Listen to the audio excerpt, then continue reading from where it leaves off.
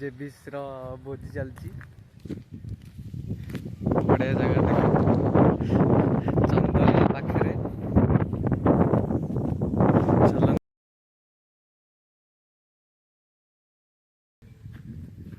निको farm house आंब गछ हरिका लगी सब आज पागटा भी बढ़िया देची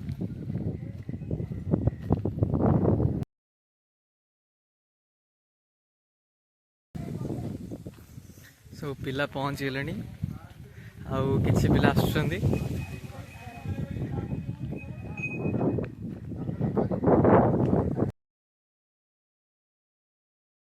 निको फार्म हाउस ये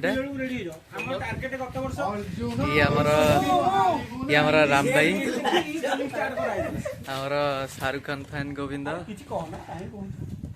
उमा रश्मि आमर मेन रोसैया महेश बारिक किसी कम करना पोस्टर बॉय अपो आमर पियाज छड़े सूरज भी बहुत हेल्प कर अपो पूरा पियाज छड़े मटन टा रेडी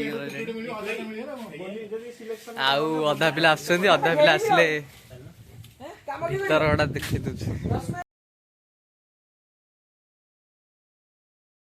दूसरे ग्राइंडिंग करिया उमा गोविंद आम ग्रहण रे पहुंचती बीरेन भाई निकोई स्वाधीनई उमा स्वराज स्वाधीनई बहुत लेट रहे से लेट रे वीडियो होची बन्ने आसी पहुंचती ग्रहण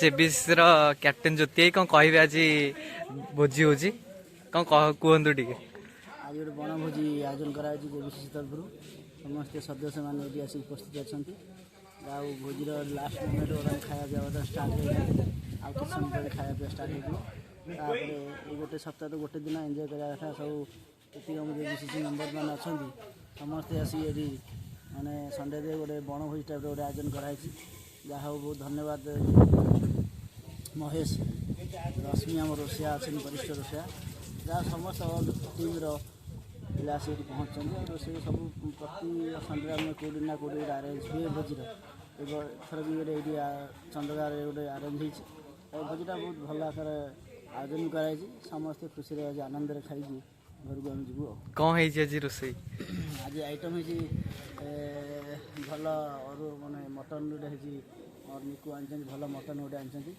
हाँ मटन खासी मांस प्लस ता सहित उषुना चाउल भात जो मटन सहित उषुना भात टेस्टा बढ़ी जाए से भी आनी सहित सालाड भी अच्छी सहित जो मैंने सादा खाए तो छतु भी आयोजन कराई पनीर भी होती कि ना छोट अल्प जो मैंने खाए साधा बोला बहुत सुंदर आइटम प्रिपेरेसन हो बर्तमान सब इंटरेस्ट था रोसैया पूर्व ताश खेल गोटे आयोजन होता ताश खेल भी पिला उपभोग करते खेलते हाँ समस्ते बहुत उपभोग कर खाई संडेटा को पूरा उपभोग कर सब पिला थैंक यू कैप्टेन रिंकोई भाई आसी पहुंचती सी कि कहे आज दिवस विषय आज हूँ बहुत गोटे खुशी दिवस जहाँकि आमर मासक थे एमती गोटे भोजी भातर आयोजन कराए जहाँफल कि टीम कोऑर्डिनेशन आम भाई मान भितर माने जो जिनसटाक भूल बुझाणा रही जाए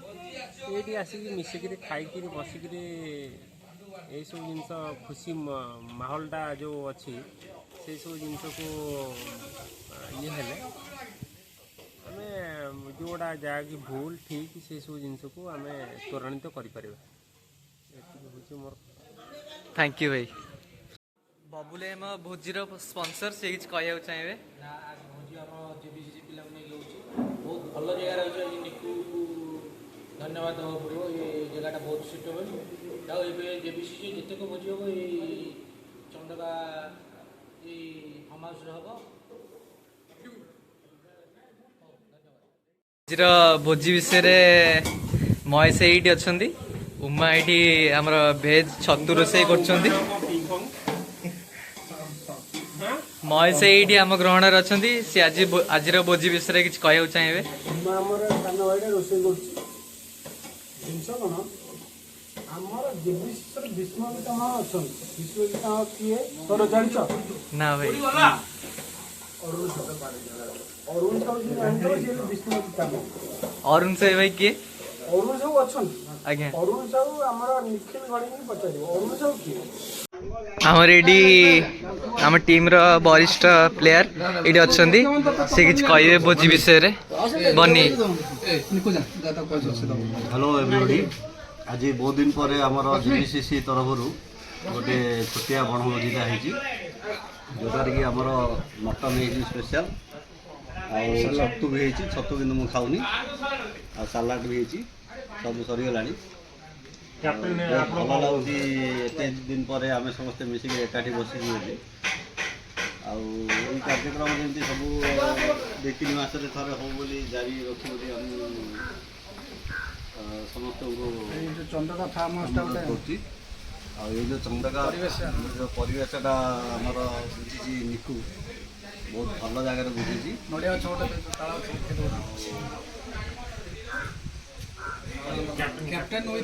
ରୋଷେଇଟା ଯେଉଁ ଆମର କରୁଛନ୍ତି କୁନି ପୋଲିସ ବହୁତ ଭଲ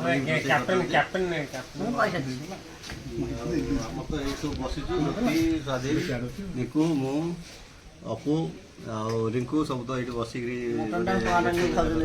ଖଟି ଗୋଟେ ହେଉଛି।